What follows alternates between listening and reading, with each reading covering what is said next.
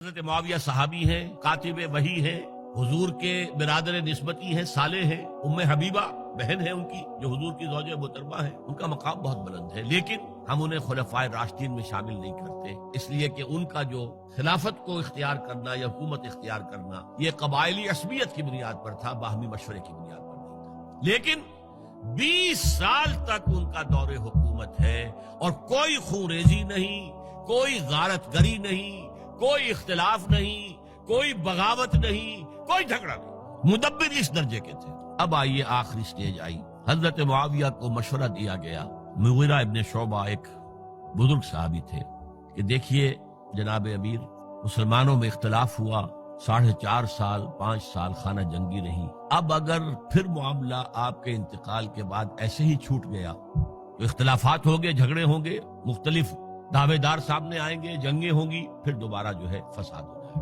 آپ کسی کو نامزد کر دیجیے۔ اور پھر مشورہ دیا اپنے بیٹے یزید کو نامزد کر دیجیے۔ حضرت معاویہ ریلیکٹنٹ رہے، لیکن اس کے بعد انہوں نے مان لیا اور فیصلہ کر لیا۔ یہاں میں چاہتا ہوں کہ بات سمجھ لیں اچھی طرح، اس معاملے میں اگر آپ حضرت معاویہ کی نیت پر شک کریں گے تو مجھے آپ کے ایمان پر شک ہو جائے گا۔ نیت پر نہیں، غلطی ہو سکتی ہے، صحابی ہیں، نیت غلط نہیں تھی، نیت کیا تھی؟ اور میں سمجھتا ہوں 100% درست تھی کہ اب اتنا پانی گزر چکا ہے پل کے نیچے سے وقت کے دریا میں کہ بارے صحابہ سب رخصت ہو چکے، اب اکثریت 9 مسلموں کی ہے، عصبیتیں بھی ہیں، قبائلی عصبیتیں ختم تو نہیں ہوئی، لہذا جب تک کوئی قبائلی عصبیت پیچھے نہیں ہوگی حکومت کے، حکومت نہیں چل سکے گی۔ یہ ابن خلدون کا لفظ ہے، عصبیت، کوئی چیز جو جوڑے آپ کو۔ تو دینی عصبیت اب کمزور پڑ گئی ہے، اس لیے کہ حضور نے جن کو تربیت دی تھی وہ اب گئے، اکثر و بیشتر گئے۔ اب اگر ایسے ہی چھوڑ دیا گیا اور کوئی قبائلی عصبیت پشت پر نہ آئی تو پھر خانہ جنگی ہوگی، 5 سال تک ہوئی۔ اس بنا پر انہوں نے اسے صحیح سمجھا۔ آپ اختلاف کر سکتے ہیں، صحابہ کی رائے سے اختلاف ہو سکتا ہے، لیکن آپ ان کی نیت پر شک نہیں کر سکتے۔ بہرحال واقعہ کیا ہے تاریخی اعتبار سے کہ یہ 10ویں سال میں نامزد کر دیا یزید کو اپنے بعد خلیفہ کے لیے، ولی عہد۔ اس وقت تقریباً سب نے بات مان لی سوائے 5 افراد کے۔ وہ 5 افراد بہت اہم تھے، بہت اہم۔ ابو بکر اہم ترین آدمی تھے، ان کے بیٹے عبد الرحمن ابن ابو بکر۔ عمر نمبر 2 تھے، عبداللہ ابن عمر۔ زبیر، عبداللہ ابن زبیر۔ عباس، عبداللہ ابن عباس۔ اور حسین ابن علی۔ حضرت حسن کا انتقال ہو گیا۔ اہل تشیع کا کہنا یہ کہ زہر دیا گیا، واللہ اعلم، میں کچھ نہیں کہہ سکتا۔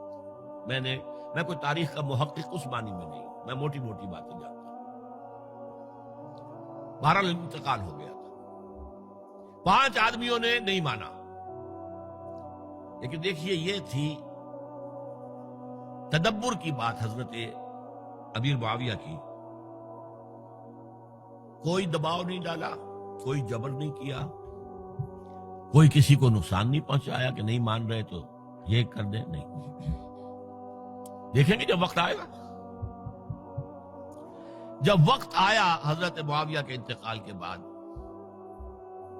اب ایک صاحب جا چکے تھے، حضرت عبد الرحمن ابن ابی بکر فوت ہو چکے، اب 4 رہ گئے، 3 عبادلہ، عبداللہ ابن عمر، عبداللہ ابن عباس، عبداللہ ابن زبیر، ایک حسین ابن علی رضی اللہ تعالی عنہم اجمعین۔ جب بیعت ہو گئی یزید کی تو اب ان کے درمیان اختلاف ہوا۔ یہ بات اچھی طرح سمجھ لیجئے، تاریخی حقائق، موٹے حقائق کو چھوڑ کر باریکیوں میں جب پڑھتے ہیں تو معاملہ غلط ہو جاتا ہے۔ موٹے حقائق کو سمجھیے، جیسے کہتے ہیں میکرو اکنامکس اور مائکرو اکنامکس۔ میکرو ہسٹری جو ہے، 2 ایک طرف ہو گئے، 2 ایک طرف ہو گئے۔ عبداللہ ابن عباس کی رائے ہوئی کہ اگرچہ یہ غلط کام ہوا ہے، یہ قیصر و کسریٰ کی سنت پر عمل ہو رہا ہے، لیکن یہ ایسی بڑی بات نہیں ہے کہ خون ریزی شروع کر دی جائے اور امن و امان ختم ہو جائے۔ یہی بات عبداللہ ابن عمر کی ہو گئی. یہ دو تو ایک کیا ہو گئے. مصلحت کہہ لیں جو بھی سمجھے، لیکن نیت پر حملہ نہیں کر سکیں گے آپ. دیانتاً انہوں نے یہ سمجھا کہ اب جب کہ ہو گیا معاملہ تو ٹھیک ہے. حرام مطلق تو کہیں نہیں لکھا ہوا قرآن کے اندر کہ بیٹا نہیں ہو سکتا، کہیں نہیں لکھا ہوا. بہرحال ان دو کی رائے یہ ہوئی کہ اگرچہ کام غلط ہے لیکن اتنا غلط نہیں ہے کہ اس کو چیلنج کیا جائے اور اس سے جو ہے خانہ جنگی شروع ہو جائے اور فساد شروع ہو جائے. دو کی رائے یہ ہوئی کہ نہیں، we have to challenge it come what may. Abdullah ابن زبیر، حسین ابن علی رضی اللہ تعالی عنہما یا عنہم، تو یہ دو علیحدہ. ان دو میں اب اختلاف ہوا. عبداللہ ابن زبیر کی رائے یہ تھی کہ یہی مقیم رہو مکے میں، حجاز میں، مکے اور مدینے میں، یہاں سے ریزسٹنس موومنٹ ہم شروع کریں گے، کیونکہ یزید کی خلافت تو دمشق میں تھی، بہت دور.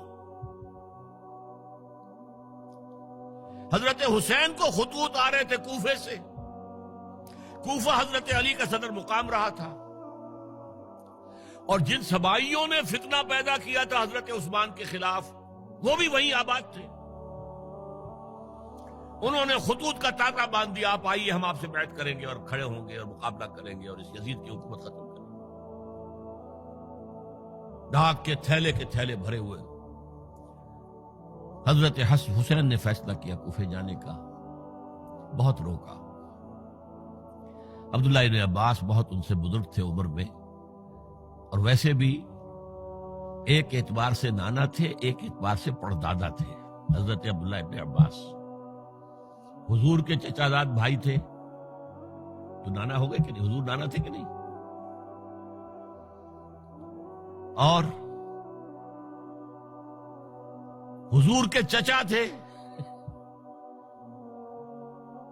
حضرت عباس، ان کے بیٹے ہیں. تو اس اعتبار سے حضرت علی رضی اللہ تعالیٰ عنہ کے کیا ہو گئے چچا. بہرحال میں کچھ گڑبڑ کر رہا ہوں اس وقت. وہ دوڑتے جا رہے تھے کہ حسین خدا کے لیے مت جاؤ، خدا کے لیے مت جاؤ، یہ کوفی تمہارا ساتھ نہیں دیں گے. الکوفی لا یوفی، کوفی وفا نہیں کرتا وعدہ. اور خدا کے لیے اگر جانا ہے اپنے گھر والوں کو یہاں چھوڑ دو. بس حضرت حسین پر رضی اللہ تعالی عنہ جو ایک کیفیت تھی، انہوں نے سب باتوں کو نظر انداز کیا. وہاں ہزاروں لوگوں نے مسلم بن عقیل جو حضرت حسین کے نمائندے کی حیثیت سے پہلے گئے تھے، ان کے ہاتھوں پر بیعت کیا. وہ خطوط آ رہے تو اور بھی بات پختہ ہو گئی. ابھی راستے ہی میں تھے کہ پتہ چلا کہ ابن زیاد گورنر بن کر آیا ہے، اور اس نے جو وہاں پر تشدد کیا ہے اور ڈنڈا برسایا ہے، سب بیعت توڑ کے گھروں میں چھپ گئے.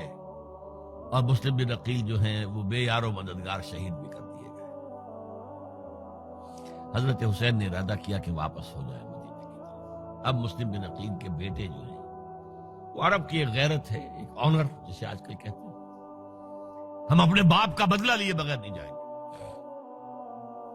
اور حضرت حسین کی شرافت اور مروت، یہ لوگ میرے ساتھ آئے تھے، میرا ساتھ دے رہے تھے، اب میں ان کا ساتھ کیسے چھوڑوں. بہرحال وہ حادثہ فاجعہ ہو کر رہا، اور اس میں سب سے بڑا سبب جو بنا ہے وہ میں چاہتا ہوں جس کی طرف کسی کی نگاہ نہیں گئی. افسوس یہ ہے کہ میرا اس پر جو کتابچہ ہے سانحہ کربلا وہ آؤٹ آف پرنٹ تھا. کوشش تھی کہ آج یہاں وہ پیش کیا جاتا، مختصر ترین، لیکن آپ دیکھیں گے کہ کلیئر ہو جاتی ہے ہسٹری. دو کتابچے ہیں. شہید مظلوم، میرے نزدیک مظلوم ترین شہید حضرت عثمان رضی اللہ تعالی، اور سانحہ کربلا، بہت بڑا سانحہ، اس میں کوئی شک نہیں. حضرت حسین کا صبر اور مثابرت اور استقلال اور شجاعت یہ مثالی ہے تاریخ کے اندر. اپنے سامنے جو ہے اپنے ایک ایک کر کے چراغ گل ہو رہے ہیں. خاندان سارا ختم ہو رہا ہے، شیرخوار بچے شہید ہو رہے ہیں. وہ تو ایک بچہ بیمار تھا، حضرت علی بن حسین زین العابدین رحمت اللہ علیہ.